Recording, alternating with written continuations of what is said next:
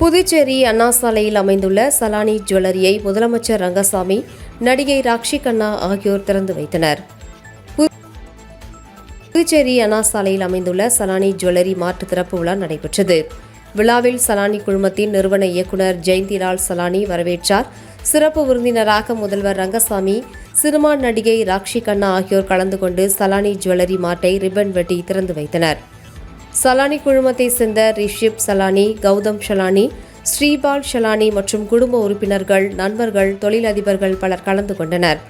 இதுகுறித்து சலானி குழுமத்தின் நிறுவன இயக்குநர் கூறுகையில், சலானி ஜுவல்லரி சென்னை, மதுரையில் வலுவான மற்றும் வெற்றிகரமான இருப்பை கொண்ட வாடிக்கையாளர்களின் இதயங்களை வென்றுள்ள சலானி ஜுவல்லரி மார்ட் புதுச்சேரியில் விரிவுபடுத்தப்பட்டுள்ளது.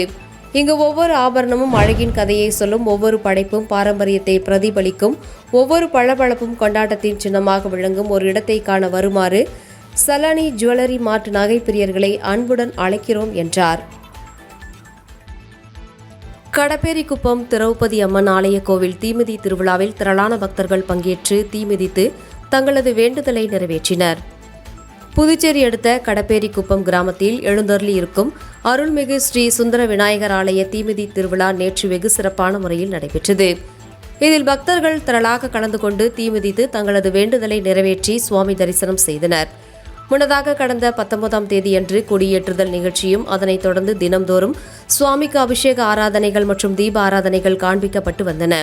மேலும் சுவாமியின் அலங்காரத்துடன் ஒவ்வொரு நாளும் இரவு வீதி உலா நடைபெற்று வந்த நிலையில் செவ்வாய்க்கிழமை அன்று கூழ் வார்த்தல் மற்றும் ஊரணி பொங்கல் வைத்தல் நிகழ்ச்சியும் நடைபெற்றது.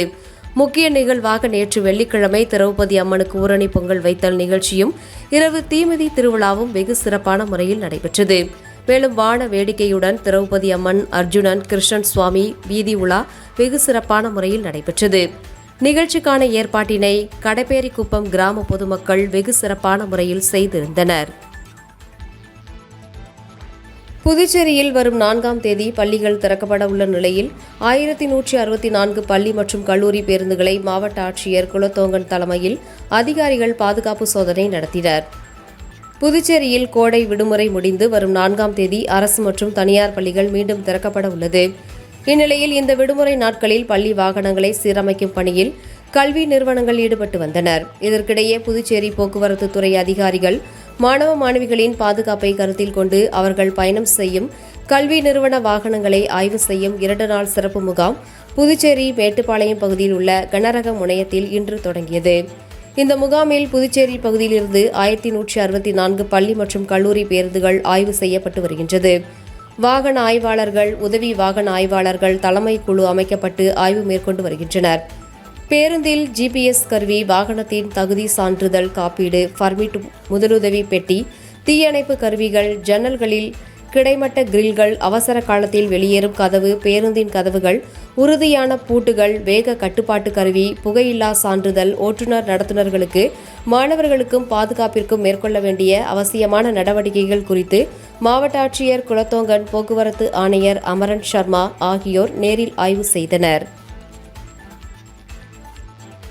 காரைக்காலுக்கு கிடைக்க வேண்டிய காவேரி நீர் பங்கு கிடைக்க உரிய நடவடிக்கை எடுப்போம் என முதல்வர் ரங்கசாமி தெரிவித்தார்.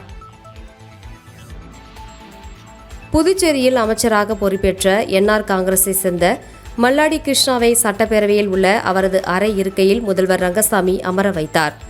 அவரது அறையில் இருந்த சாமி படங்களுக்கு தீபம் காட்டி முதல்வர் பூஜை செய்தார். அதைத் தொடர்ந்து செய்தியாளர்களிடம் பேசிய முதல்வர் ரங்கசாமி, அமைச்சர்கள் இலாகா ஒதுக்காததால் பணிகள் முடங்கியுள்ளதாக கேட்கிறீர்கள். அரசு பணிகள் எதுவும் முடக்கப்படவில்லை, அனைத்து பணிகளும் நடக்கிறது. தினமும் 20 கோப்புகளில் கையெழுத்திட்டு அனுப்புகிறேன். அடுத்த வாரத்தில் அமைச்சர்கள் நியமனம் இருக்கலாம். விரைவில் பேரவைத் தலைவர் யார் என்பது தெரியும். பேரவைத் தலைவர் தேர்தல், அமைச்சரவை விரிவாக்கம் ஆகியவை உங்களிடம் சொல்லிவிட்டுதான் செய்வேன். நியாயமான MLAக்களை பாஜக கேட்பதால் தான் இந்த தாமதம் என கேட்கிறீர்கள். அதுபோல் எதுவும் இல்லை. பிரெஞ்சு மொழி பள்ளிகளில் நீடிக்க மத்திய அரசை கேட்டுள்ளேன், மீண்டும் வலியுறுத்துவேன். மேகதாட்டு அணை விவகாரம் தொடர்பாக கேட்கிறீர்கள். காரைக்காலுக்கு உரிய காவேரி நீர் கிடைக்க எப்பொழுதும் புதுச்சேரி அரசு வலியுறுத்தும். காவேரி நீரை கேட்டு பெறுவோம். தமிழக அரசிடம் கேட்போம், அவர்களும் தருவார்கள். நமக்கு கிடைக்க வேண்டிய காவேரி நீர் உரிய பங்கு கிடைக்க நடவடிக்கை எடுப்போம் என்றார். முன்னாள் ராணுவ வீரர்கள் மற்றும் விதவையர் வாரிசுகளுக்கு 2025-2026 ஆண்டிற்கான கல்வி உதவித்தொகை பெற விண்ணப்பங்கள் வரவேற்கப்படுகிறது. இதுகுறித்து முன்னாள் ராணுவ வீரர்கள் நலத்துறை இயக்குநர் கிரண் வெளியிட்டுள்ள செய்திக்குறிப்பில், மறுவேலை வாய்ப்பு பெற்றிடாத மற்றும் வருமானம் வரி செலுத்துவோர் பட்டியலில் இடம்பெறாதவருமான முன்னாள் ராணுவ வீரர்கள் மற்றும் முன்னாள் ராணுவ வீரர்களின் விதவியர்களின் வாரிசுகளுக்கு பள்ளி மற்றும் கல்லூரி படிப்பிற்கான கல்வி உதவித்தொகை பெற விண்ணப்பங்கள் வரவேற்கப்படுகின்றன. புதுச்சேரி முப்படை நலத்துறை அலுவலகத்தில் வரும் 5ஆம் தேதி முதல் 25ஆம் தேதி வரை வழங்கப்பட உள்ளது. தகுதியுள்ளவர்கள் தங்களின் அடையாள அட்டையுடன் நேரில் விண்ணப்பங்களை பெற்றுக் கொள்ளலாம். பூர்த்தி செய்யப்பட்ட விண்ணப்பத்தை ஒரிஜினல் பள்ளி கட்டண ரசீதுடன் முப்படை நலத்துறையில் ஜூலை 20ஆம் தேதிக்குள் சமர்ப்பிக்க வேண்டிய கடைசி நாளாகும். மேலும் காரைக்கால் பகுதியைச் சேர்ந்தவர்கள் கலெக்டர் அலுவலகத்திலும், மாகி, ஏனாம் பகுதியைச் சேர்ந்தவர்கள் அந்தந்த மண்டல நிர்வாக அலுவலகத்தில் விண்ணப்பங்களை பெற்றுக்கொள்ளலாம் என குறிப்பிடப்பட்டுள்ளது. காரைக்காலில் உள்ள பிரசித்தி பெற்ற ஸ்ரீ வீரகாளியம்மன் ஆலயத்தில் வைகாசி மகா உற்சவ திருவிளக்கு பூஜை நடைபெற்றது. இதில் ஏராளமான பக்தர்கள் கலந்து கொண்டு சுவாமி தரிசனம் செய்தனர். காரைக்கால் மாவட்டத்தில் அமைந்துள்ளது பழமை வாய்ந்த ஸ்ரீ வீரகாளியம்மன் ஆலயத்தில் ஆண்டுதோறும் வைகாசி மாதத்தில் மகா உற்சவ பெருவிழா நடைபெறுவது வழக்கம். இந்த ஆண்டு மகா உற்சவ பெருவிழா 16ஆம் தேதி பந்தக்கால் முகூர்த்தத்துடன் தொடங்கியது. தொடர்ந்து அம்மனுக்கு சிறப்பு அபிஷேக ஆராதனை நடைபெற்று வந்தது. விழாவின் முக்கிய நிகழ்ச்சியான இன்று திரவிய பொடி, மஞ்சள், பால், தயிர் உள்ளிட்ட பல்வேறு திரவியங்களால் ஸ்ரீ வீரகாளி அம்மனுக்கு சிறப்பு அபிஷேகம் நடைபெற்றது. அதனைத் தொடர்ந்து பல வண்ண மலர்களால் அலங்கரிக்கப்பட்டு வெள்ளி அங்கியுடன் கூடிய சந்தனக்காப்பு அலங்காரத்தில் அம்பாள் பக்தர்களுக்கு காட்சியளித்தார். அப்போது அம்மனுக்கு மகா தீபாராதனை காண்பிக்கப்பட்டது.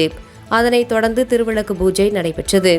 இந்த திருவிளக்கு பூஜையில் ஏராளமான பெண்கள் கலந்து கொண்டு குத்துவிளக்கு மகாலட்சுமியாக நினைத்து விளக்குக்கு பூஜை செய்தனர். மலர்கள் மற்றும் குங்குமத்தால் பூஜை செய்தனர்.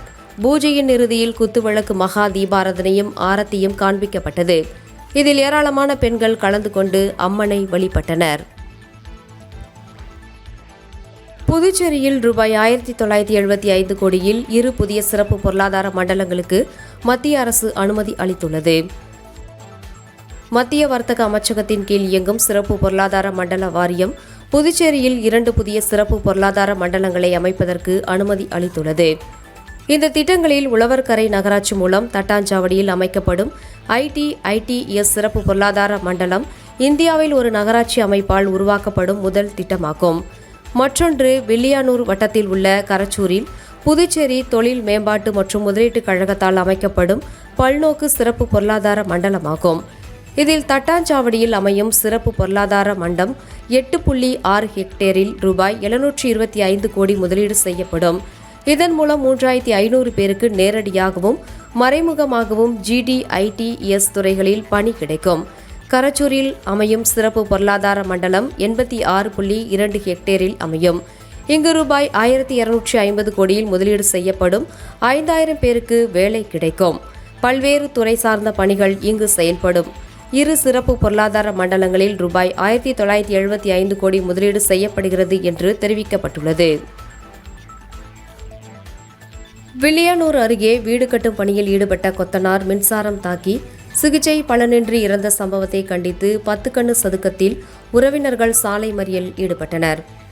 வில்லியானூர் அடுத்த தொண்டமாநத்தம் கிராமத்தை சேர்ந்தவர் சீனிவாசன், வயது 57, கொத்தனார்.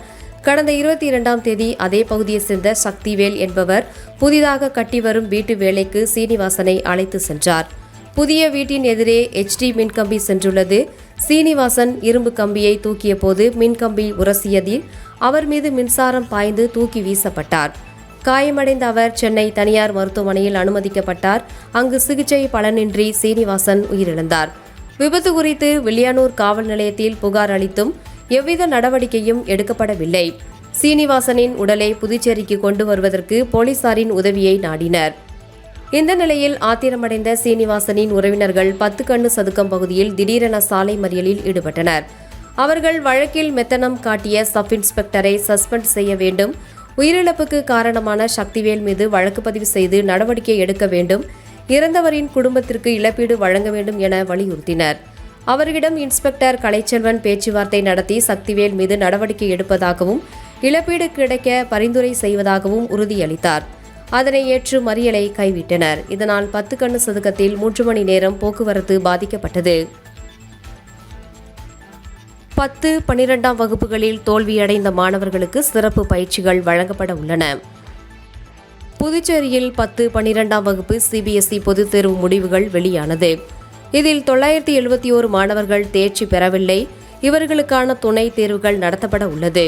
இதில் தேர்ச்சி பெறும் வகையில் மாணவர்களுக்கு சிறப்பு பயிற்சி அளிக்க வேண்டும் என அரசு பள்ளி தலைமை ஆசிரியர்கள் முதல்வருக்கு கல்வித்துறை இயக்குநர் மோகன்குமார் உத்தரவு பிறப்பித்துள்ளார். துணை தேர்வு எழுதவுள்ள மாணவர்களுக்கு நாள்தோறும் சிறப்பு வகுப்புகளை நடத்த வேண்டும். கால அட்டவணை தயாரித்து பயிற்சி திருப்புதல் தேர்வு நடத்த வேண்டும். மாணவர்கள் ஆசிரியர்களுக்கு வருகை பதிவேடு கையாள வேண்டும். அனைத்து மாணவர்களும் தேர்வில் வெற்றி பெற தேவையான நடவடிக்கை எடுக்க வேண்டும் என அறிவுறுத்தல்களை கல்வித்துறை இயக்குநர் பிறப்பித்துள்ளார்.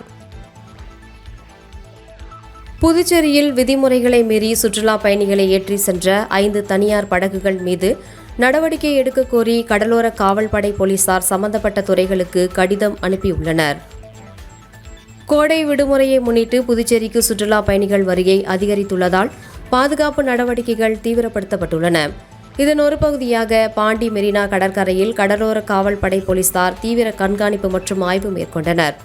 அப்போது 2 படகுகள் நிர்ணயிக்கப்பட்ட அளவை விட அதிகமான பயணிகளை ஏற்றி சென்றது கண்டறியப்பட்டது. இதையடுத்து அந்த 2 படகுகள் மீது உரிய நடவடிக்கை எடுக்க கோரி சுற்றுலாத்துறைக்கு கடலோர காவல்படை போலீசார் கடிதம் அனுப்பியுள்ளனர். இதனைத் தொடர்ந்து நரம்பை, பெரிய காலப்பட்டு மற்றும் நல்லவாடு பகுதியிலும் விதிமுறைகளை மீறி சுற்றுலா பயணிகளை சவாரிக்கு அழைத்து சென்ற 3 படகுகள் கண்டுபிடிக்கப்பட்டன. அவற்றின் மீது நடவடிக்கை எடுக்க கோரி மீன்வளத்துறைக்கு கடிதம் அனுப்பப்பட்டுள்ளது. சுற்றுலா பயணிகளின் பாதுகாப்பை உறுதி செய்வதில் எவ்வித சமரசமும் செய்யப்பட மாட்டாது என்றும் விதிமுறைகளை மீறும் படகு இயக்குநர்கள் மீது கடுமையான நடவடிக்கை எடுக்கப்படும் என்றும் அதிகாரிகள் எச்சரித்துள்ளனர். ஏம்பலம் பகுதியில் அமைந்துள்ள ஸ்ரீ திரௌபதி அம்மன் ஆலய தீமிதி திருவிழாவில் திரளான பக்தர்கள் கலந்து கொண்டு சுவாமி தரிசனம் செய்து தீமிதித்து நேர்த்திக்கடனை நிறைவேற்றினர். ஏம்பலம் அருள்மிகு ஸ்ரீ கிருஷ்ணர் ஸ்ரீ பஞ்சபாண்டவர் சமேத ஸ்ரீ திரௌபதி அம்மன் ஆலய தீமிதி திருவிழா வெகு சிறப்பான முறையில் நடைபெற்றது. முன்னதாக கடந்த 21ஆம் தேதி தொடங்கிய இவ்விழாவானது தினம்தோறும் சுவாமிக்கு அபிஷேக அலங்காரங்கள் செய்து தீப ஆராதனை காண்பிக்கப்பட்டு வந்தது. ஒவ்வொரு நாளும் மின் அலங்காரத்துடன் ஒவ்வொரு வாகனத்தில் சுவாமி வீதி உலா சிறப்பான முறையில் நடைபெற்று வந்தது. மேலும் கடந்த 24ஆம் தேதி திருக்கல்யாண உற்சவம், 28ஆம் தேதி முத்துப்பள்ளக்கு, குதிரை வாகனம், கோட்டை வளைத்தல் நிகழ்ச்சியும் நடைபெற்ற நிலையில் முக்கிய நிகழ்வாக நேற்று தீமிதி திருவிழா வெகு சிறப்பான முறையில் நடைபெற்றது. இதில் பக்தர்கள் திரளாக கலந்து கொண்டு தீமிதித்து தங்களது வேண்டுதலை நிறைவேற்றி நேர்த்திக்கடனை செலுத்தினர். முன்னதாக நேற்று சுவாமி சந்தன காப்பு அலங்காரத்தில் பக்தர்களுக்கு காட்சியளித்தார். இதனைத் தொடர்ந்து பக்தர்களுக்கு தீப ஆராதனை காண்பிக்கப்பட்டது. நிகழ்ச்சியில் பொதுமக்கள் ஏராளமானோர் கலந்து கொண்டு சுவாமி தரிசனம் செய்தனர். தமிழக நிதி நிலைமை குறித்து இன்னும் 2 வாரத்தில் வெள்ளை அறிக்கை தாக்கல் செய்யப்படும் என்று தமிழக நிதியமைச்சர் மரிய வில்சன் தெரிவித்துள்ளார். புதுச்சேரியில் நடைபெற்ற தேசிய ஜூனியர் குடைப்பந்து இறுதிப் போட்டியில் வெற்றி பெற்ற அணிகளுக்கு தமிழக நிதியமைச்சர் மரிய வில்சன், பொதுப்பணி மற்றும் விளையாட்டுத்துறை அமைச்சர் ஆதவ அர்ஜுனா ஆகியோர் பரிசுகள் வழங்கி பாராட்டினார்கள். தொடர்ந்து செய்தியாளர்களிடம் பேசிய அமைச்சர் மரிய வில்சன், தமிழக முதலமைச்சர் விஜயின் அறிவுறுத்தலின்படி மாநில நிதிநிலை குறித்த வெள்ளை அறிக்கை தயாரிக்கும் பணிகள் தீவிரமாக நடைபெற்று வருகின்றன. இன்னும் 2 வாரங்களில் இந்த வெள்ளை அறிக்கை அதிகாரப்பூர்வமாக வெளியிடப்படும். அதனைத் தொடர்ந்து திருத்திய பட்ஜெட்டும் விரைவில் தாக்கல் செய்யப்படும் என்றும் உறுதிபட தெரிவித்தார். மகளிருக்கு மாதம் ரூபாய் 2500 வழங்கும் திட்டம் குறித்து கேட்டபோது மாநிலத்தின் உண்மையான நிதிநிலை குறித்து வெள்ளை அறிக்கை தாக்கல் செய்யப்பட்ட பின்னரே இத்திட்டம் குறித்து முதலமைச்சர் முக்கிய முடிவை அறிவிப்பார் என்றும் நிதியமைச்சர் மரிய வில்சன் குறிப்பிட்டார். புதுவையில் பல்வேறு கட்டுப்பாடுகளுடன் நாளை 59 மையங்களில் நூலக உதவியாளர் பணி தேர்வு நடைபெறுகிறது. புதுவை கலை பண்பாட்டுத் துறையில் காலியாக உள்ள 26 இளநிலை நூலக உதவியாளர், ஒரு காட்சிக்கூட உதவியாளர் பணிக்கு ஒருங்கிணைந்த உயர்நிலை தேர்வு நாளை நடக்கிறது. புதுவையில் 44, காரைக்காலில் 9, மாகியில் 2, எனோமில் 5 என மொத்தம் 59 மையங்களில் தேர்வு நடக்கிறது. மொத்தம் 21,688 பேர் தேர்வு எழுத விண்ணப்பித்துள்ளனர். தேர்வாளர்கள் நுழைவு சீட்டுடன் அடையாள அட்டை அசல் ஒன்று கொண்டு வர வேண்டும். காலை 9:30 மணிக்கு தேர்வு மைய நுழைவு வாயில் மூடப்படும். அதற்கு முன்பு தேர்வாளர்கள் வர வேண்டும். கருப்பு வண்ண பால்பெயிண்ட் பேனா, நுழைவு சீட்டு, அசல் அடையாள அட்டை மட்டுமே கொண்டு வர வேண்டும். வேறு மின்னணு சாதனம் கொண்டு வரக்கூடாது.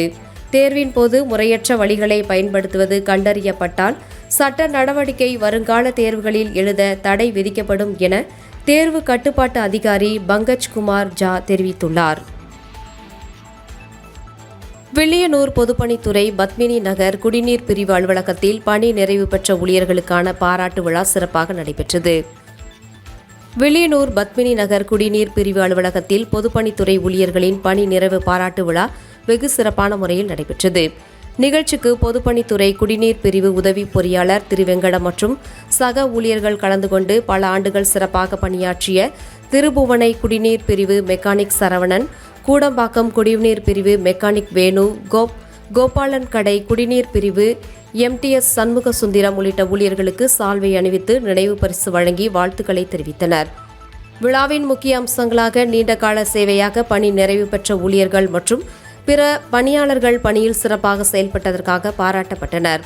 நிகழ்ச்சிக்கு உதவி பொறியாளர் திருவேங்கடம் தலைமை தாங்கினார். மேலும் பணி நிறைவு பாராட்டு விழாவில் foreman Rupakan, incharge Abraham, store keeper Annamalai, விழா அமைப்பாளர் சீனு மற்றும் ஊழியர்கள் பங்கேற்றனர். மேலும் ஊழியர்களின் நீண்ட சேவைக்கால நினைவுகளை பகிர்ந்து ஓய்வு பெறும் ஊழியர்களுக்கு வாழ்த்துக்கள் தெரிவிக்கப்பட்டன.